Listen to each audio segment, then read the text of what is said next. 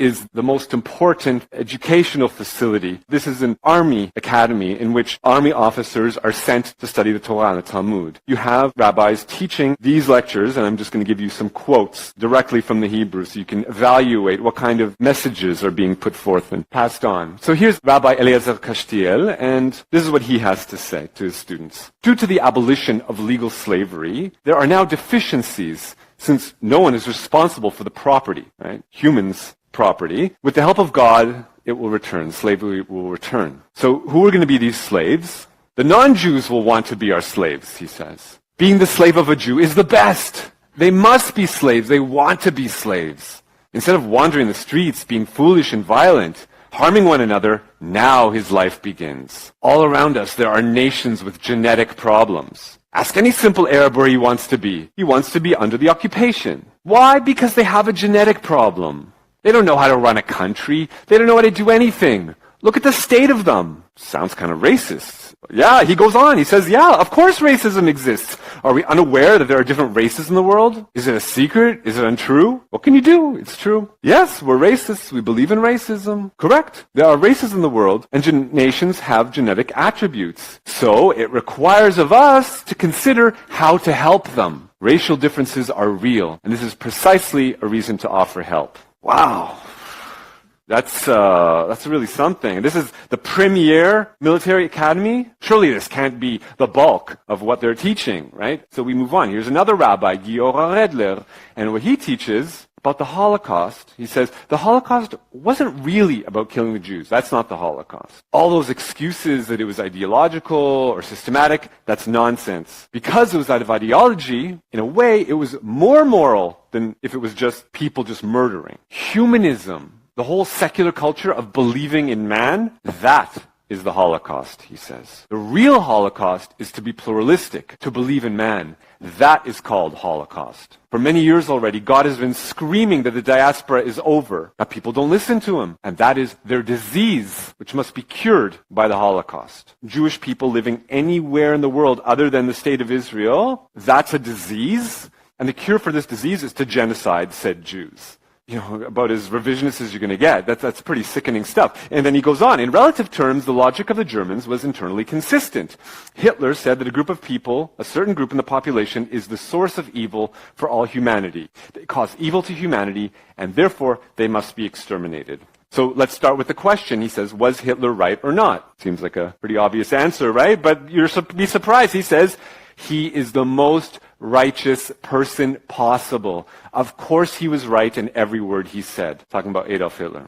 What does he mean by this? There is the masculine world that wages war, that is concerned with respect. And then there is the soft, moral, feminine world of turning the other cheek. And it's the Jews that carry on that tradition, trying to ruin all of humanity, and therefore they are the real enemy. He's on the wrong side, but otherwise he is 100% correct. He's saying that the correct way to be is strong, to believe that might makes right. And if you, in fact, believe in being merciful to the other, then that is the most evil thing that humanity can do. Okay? And so Hitler was incorrect in ascribing that feminine, merciful quality to Jews. That attitude to believe that might makes right and that mercy is evil, that's 100% correct, according to Rabbi Giora Redler at Israel's top military academy. Okay, David, surely, these are just, two exceptions to the rule. There must be more. Unfortunately, these aren't the exceptions. These are the rules. So we'll hear from another rabbi at that academy, Yosef Kellner. And he has a lecture on another topic. He says, to not follow the Torah and commandments is lack of morality and national treason. So if you're a Jewish person and you don't follow all the minutiae of rules and regulations written in the Talmud, then you are a traitor to the Jewish people. In fact, it's called genociding a people, he says. That's genocide, to be a secular Jew. You are not a national criminal, you are an international criminal. It's called crime against humanity. So now, can a nation protect itself from the traitors within? According to most, traitors are sentenced to a bullet in the head, everywhere. For those who betray them, every sanction is legitimate, up to a bullet in the head. So, slavery, thumbs up, we need to bring it back. The Holocaust, Hitler was 100% correct, the most moral person possible.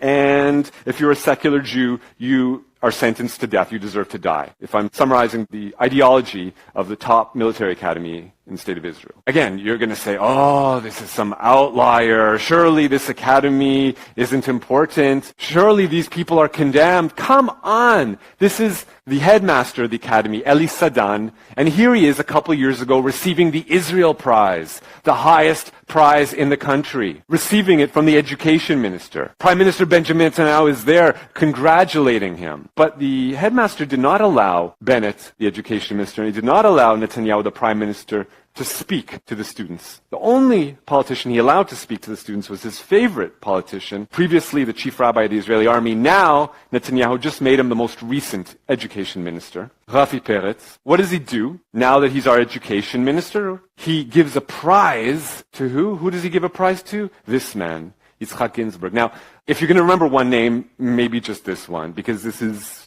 probably the most racist rabbi in the country.